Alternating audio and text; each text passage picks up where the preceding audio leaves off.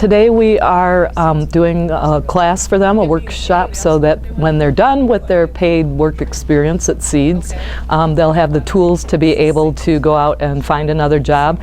And if they already have a job, they'll have the skills to be able to keep their job. We teach them a lot of things about what employers expect these days, what employers are looking for in both an application and a resume, and what they expect as far as dependability and what we call employability skills. So those are those things like wearing the proper clothes, making sure you have a good transportation plan, proper attitude, teamwork, that sort of thing. Appearance standards are always important. A lot of places have dress codes, a lot of places require uniforms.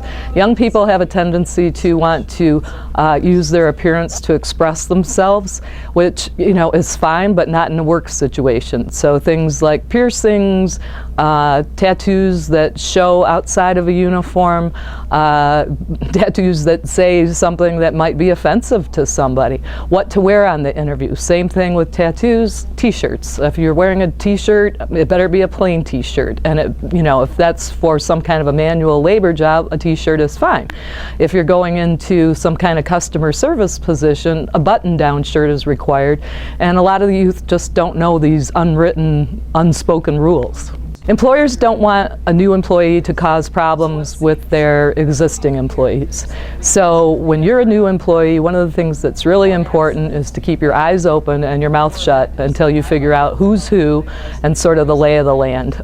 You can really make some enemies for life or however long you're going to be in that job if you do not have a good, friendly, I want to do this job and I'm glad to be here kind of an attitude. If you're on the job the first day and say, my mother made me get this job, you're not going to score a whole lot of points. I think the biggest thing that we've found recently is the younger generation sort of expects to move up the ladder a lot quicker than is actually realistic. So that's one of the things that we cover today, sort of that you have to basically start at the bottom and work your way up, and that takes some time, okay? Nobody gets to start usually to be the general manager.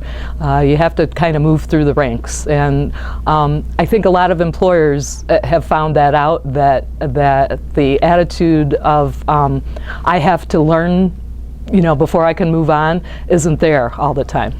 There are a lot of jobs out there, a lot of good jobs out there. You do have to, like I said, start somewhere. So it may be an entry-level job, but you need to start getting that experience before you can get your career job.